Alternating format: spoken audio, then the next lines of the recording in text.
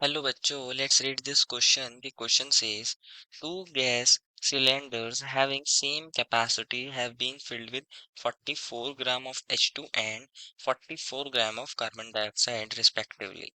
If the pressure in the cylinder of CO2 is 1 atmosphere at a particular temperature, the pressure in the hydrogen cylinder at the same temperature is option A is 1 atmosphere, option B is 2 atmosphere, option C is 44 atmosphere and option D is 22 atmosphere. बच्चों इस question में हमें कहा गया है कि हमारे पास दो गैस के सिलेंडर हैं और एक के अंदर हमारी हाइड्रोजन गैस है जिसका हमें मास गिवन है 44 ग्राम और एक दूसरे सिलेंडर में 44 ग्राम हमारे पास कौन है कार्बन डाइऑक्साइड है।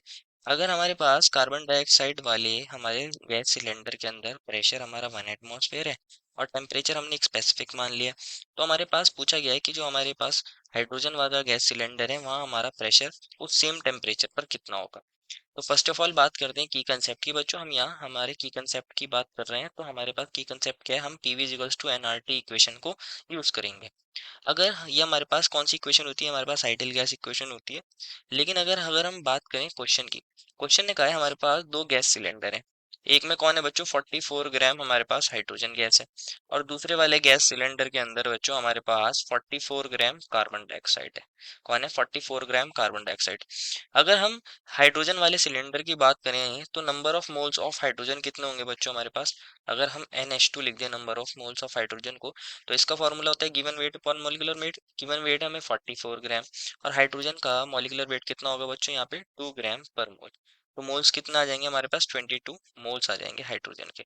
सिमिलरली हम क्या कर सकते हैं, हमारे पास जो हमारा कार्बन डाइऑक्साइड है उसका मॉलिक्यूलर वेट हमें पता है और हमें उसका गिवन वेट पता है, तो हम कार्बन डाइऑक्साइड के मोल्स निकाल लेते हैं। तो गिवन वेट है 44 ग्राम और मॉलिक्यूलर वेट कितना होता है कार्बन डाइऑक्साइड का 12 हमारा होता है कार्बन का और 2 ऑक्सीजन का कितना हो जाएगा 16 16 32। तो टोटल इसका भी कितना होता है 44 ग्राम पर मोल।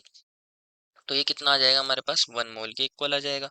अब हमें नंबर ऑफ मोल्स हाइड्रोजन के पता चल गया, number of moles carbon dioxide के पता चल गए हैं। बच्चों जो हमारे पास ये इक्वेशन होती है इसके अंदर E फॉर प्रेशर होता है, V for volume, N for number of moles, R होता है गैस कांस्टेंट और T होता है टेम्परेचर। क्वेश्चन ने कहा है कि हमारे पास दोनों सिलेंडर्स की कैपेसिटी कैसी है, सेम है। मान लीजिए अगर मैं हाइड्रोजन वाले गैस सिलेंडर के लिए इस इक्वेशन को लिखना चाहूँगा तो हम ऐसे लिख सकते हैं, pressure of hydrogen into volume of hydrogen cylinder is equals to number of hydrogen moles into R, तो सेम है। और टेम्परेचर हमारे पास हाइड्रोजन वाले सिलेंडर में कितना है इसको भी टी मान लेते हैं।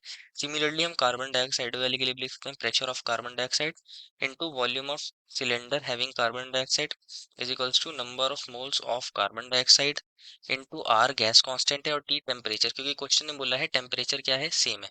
क्वेश्चन ने बोला था टेम्परेचर दोनों का सेम है। टेम्परेचर अगर सेम है तो दोनों जगह हमने टी मान लिया और हमारे पास गैस कांस्टेंट आर भी सेम होता है।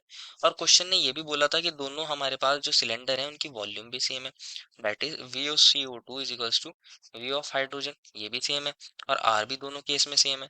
तो ये तीनों चीजें तो कांस्टेंट हो गई, ये तीनों चीजें तो कांस्टेंट हो गई। अगर मैं इस इक्वेशन को 1 मान लूं और इस वाली इक्वेशन को 2 मान लूं, अगर मैं इन दोनों को डिवाइड करता हूँ, मैं डिवाइड कर देता हूँ, डिवाइड इक्वेशन 1 बाय 2।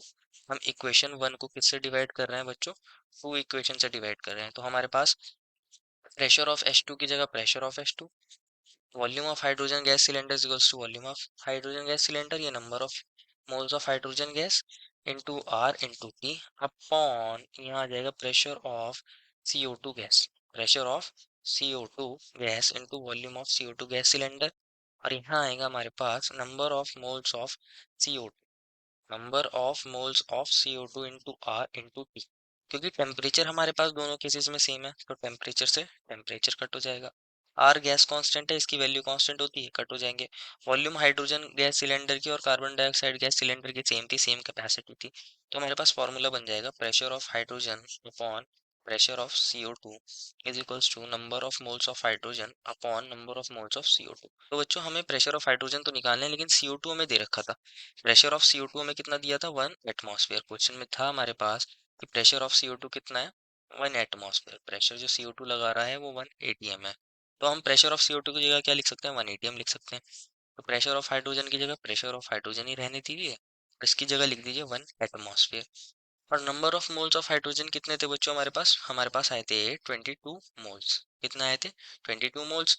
और हमारे पास हमारे कार्बन डाइऑक्साइड के मोल कितने थे? 1 मोल। तो ये मोल से तो मोल कट जाएगा और 1 एटमोसफेयर हमारा 22 में मल्टीप्लाई हो जाएगा, तो 22 × 1 कितना आ जाएगा? 22। और हमारे पास 22 एटमोसफेयर हमारा pressure of hydrogen gas cylinder आ जाएगा। ये हमारा क्या आ गया है? प्रेशर आ गया है हाइड्रोजन का। तो हम देख सकते हैं हमारे कौन से ऑप्शन में दिया है 22 एटमॉस्फेयर, ऑप्शन डी में दिया है। फिर वो final answer is option number D. I hope you understood it well and best of luck.